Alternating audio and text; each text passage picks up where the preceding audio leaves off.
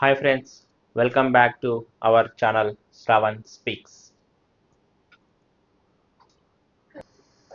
So before going to our today's main content, మనం నిన్నటి last వీడియోలో కొన్ని క్వశ్చన్స్ అడిగాం కదా, దానికి ఈరోజు మనం ఆన్సర్స్ డిస్కస్ చేద్దాం.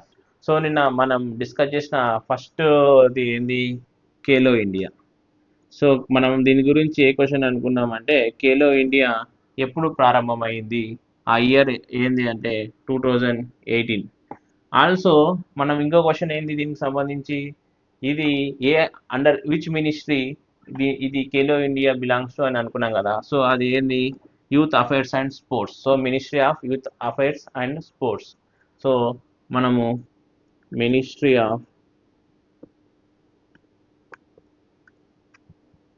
యూత్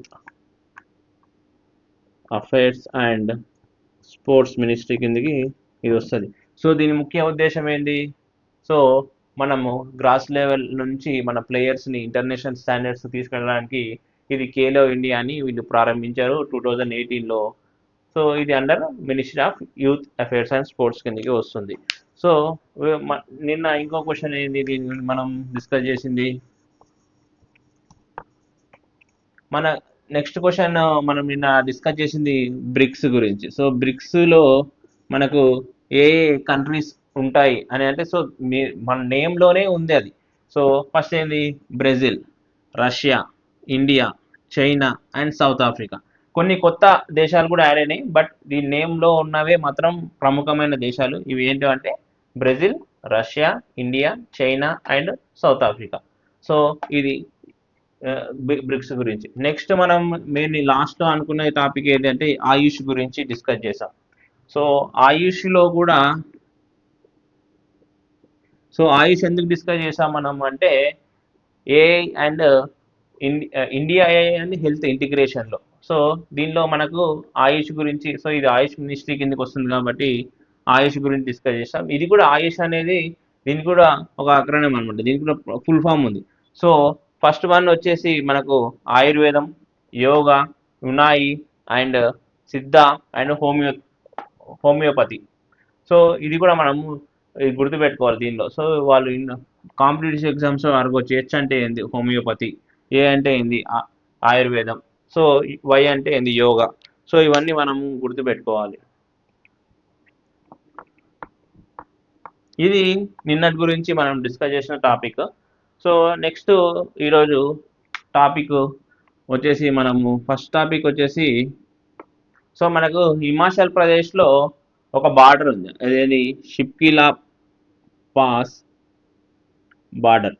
సో ఇది ఏ కంట్రీస్ మధ్యలో ఉందంటే India and China. So India and China మధ్యలో ఒక బార్డర్ ఉంది, ఒక పాస్ బార్డర్, అదేది షిప్కిలా పాస్ బార్డర్.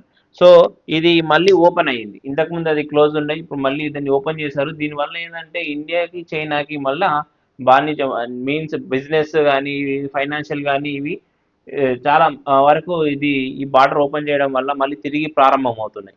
సో ఇది మెయిన్, దీనిలో ఎగ్జామ్స్ పాయింట్ ఆఫ్ వ్యూ వచ్చేసి మెయిన్ మనకి హిమాచల్ ప్రదేశ్లో ఉన్న బార్డర్ ఏది, ఇండియా చైనా మధ్యలో ఉన్న బార్డర్ ఏంటంటే షిప్కిలా పాస్ బార్డర్. సో ఇది మన ఈ నేమ్ గుర్తుపెట్టుకోండి, షిప్కిలా పాస్ బార్డర్. సో మళ్ళీ next coming to the next topic,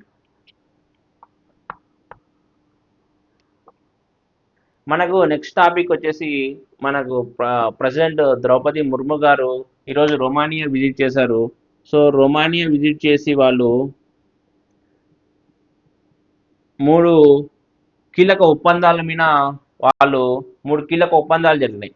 first వచ్చేసి ఏంటంటే ఎడ్యుకేషన్ మీద, తర్వాత ఇన్వెస్ట్మెంట్ మీద, తర్వాత బయోలెటరల్ కోఆపరేషన్ మీద వీళ్ళు మెయిన్గా డిస్కస్ చేశారు.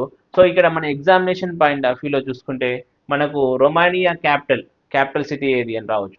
సో దాని పేరు ఏంటంటే Bucharest. So capital city of Romania ఏదంటే బుకారెస్ట్. సో మనకు లాస్ట్ వీక్ మనకు ఏమైందంటే ఏదైతే కామన్వెల్త్ గేమ్స్ జరిగినాయి కదా. సో కామన్వెల్త్ గేమ్స్లో మనకు ఒక అప్డేట్ ఇవ్వాలనుకుంటున్నా. సో కామన్వెల్త్ గేమ్స్ వచ్చేసరికి మన ఇండియా పొజిషన్ వచ్చేసి ఫోర్త్లో, ఇంకా పాయింట్స్ టేబుల్లో ఫోర్త్ పొజిషన్లో ఉంది. అందులో మనకి టోటల్ 39 మెడల్స్ ఇండియన్స్ వచ్చేసినాయి. సో మనకి 39 అనేది లాస్ట్ కామన్వెల్త్ గేమ్స్తో పోలిస్తే చాలా తక్కువ ఈసారి.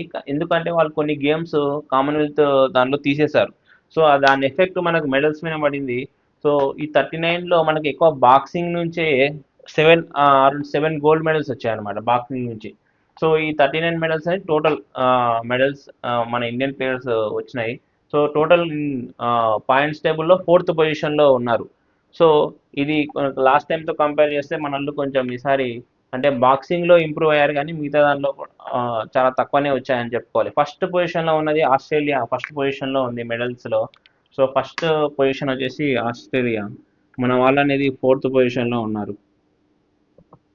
సో ఇది రిగార్డింగ్ కామన్వెల్త్ గేమ్స్ 2026. నెక్స్ట్ వచ్చేసి మనకి బీడబ్ల్యూఎఫ్ టోర్నమెంట్ వరల్డ్ ఛాంపియన్షిప్ జరుగుతుంది. అది ఎప్పుడంటే మనకి ఆగస్టు 17 నుంచి. సో ఇది రిగార్డింగ్ బీడబ్ల్యూఎఫ్ టోర్నమెంట్ ఆగస్టు 17 నుంచి 23 మనకు దీన్ని మనం ఇండియానే హోస్ట్ చేస్తున్నాం. ఇది న్యూఢిల్లీలో జరుగుతుంది టోర్నమెంట్. ఇందిరాగాంధీ స్టేడియంలో ఈ టోర్నమెంట్ జరుగుతుంది. సో ఇది కూడా మనకు ఇది బీడబ్ల్యూఎఫ్ 2026 ఎక్కడ జరుగుతుంది ఛాంపియన్షిప్ అంటే న్యూఢిల్లీ. సో ఇది ఇండియానే హోస్ట్ చేస్తుంది, మనం ఇది కూడా గుర్తుపెట్టుకోవాలి. So CWG means Commonwealth games first పొజిషన్లో ఉన్నది ఆస్ట్రేలియా, మన ఇండియన్స్ అనేది 4th పొజిషన్లో ఉన్నారు. సో ఇది రిగార్డింగ్ స్పోర్ట్స్ అప్డేట్.